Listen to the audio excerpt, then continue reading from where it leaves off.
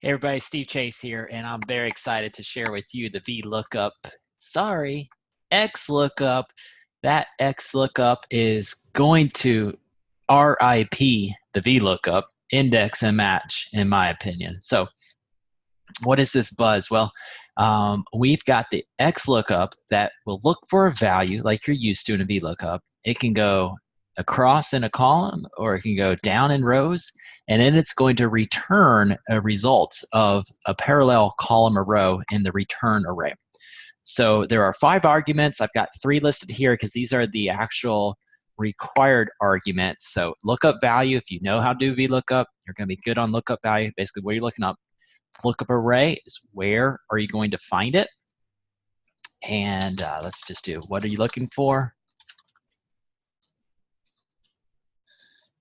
Okay, the next one is the lookup array, where are you going to find it? And the last one is return, what do you want? Basically, what do you want, okay? So, all right, my friends, let's go ahead and give some examples of how to do the Xlookup. All right, so I am going to tell Excel to do an Xlookup, looking up 500, going down until it finds the 500, and I'd like for it to return the country in a parallel set of rows going down here, okay? So I'm just gonna type equals Xlookup, and I'm again looking up 500. I'm gonna type a comma. My lookup array will be the codes,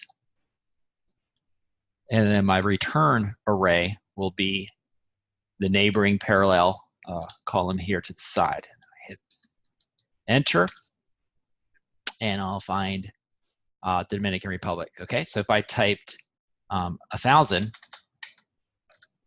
you can see how it's going in there. And my friends, you just could not do that with a VLOOKUP because the VLOOKUP only looks down a column, then it goes to the right. So here we've gone the other direction. Pretty cool.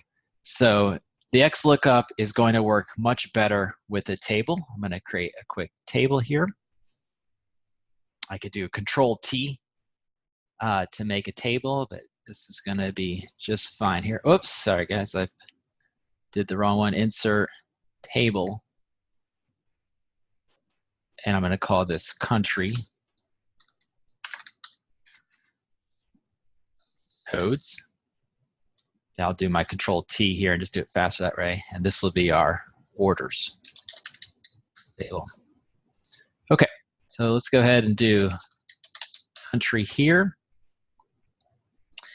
And I'm just gonna park it right here. Let's say equals Xlookup. Okay, so what am I looking up? I'm looking up the code. So in this case, here's my 400 I'm looking up. Then my lookup array will be the codes here.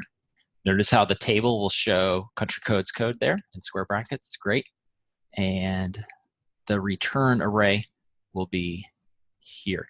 So I like how that works, particularly with a table. You get the benefit of having the results come through automatically.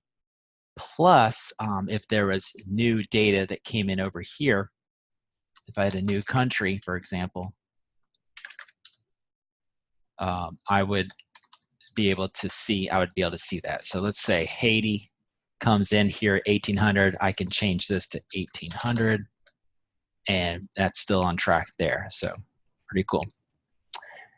Okay, last example I want to share with you with this Xlookup is who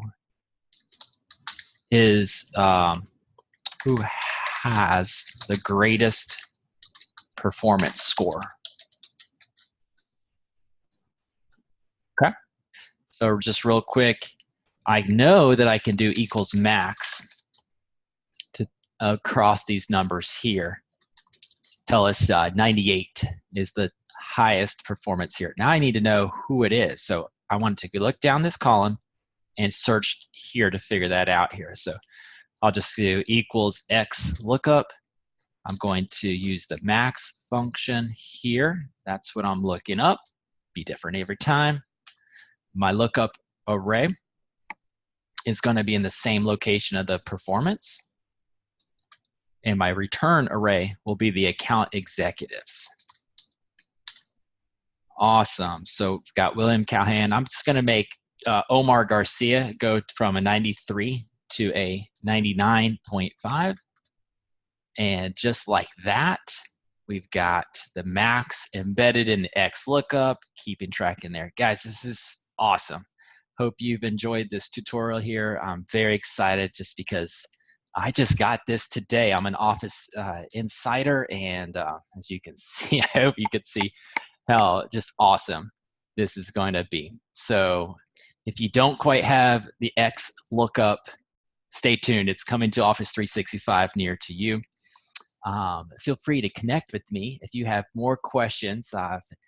Find me online at sequentialsolutions.com or email me at stevechase@sequentialsolutions.com.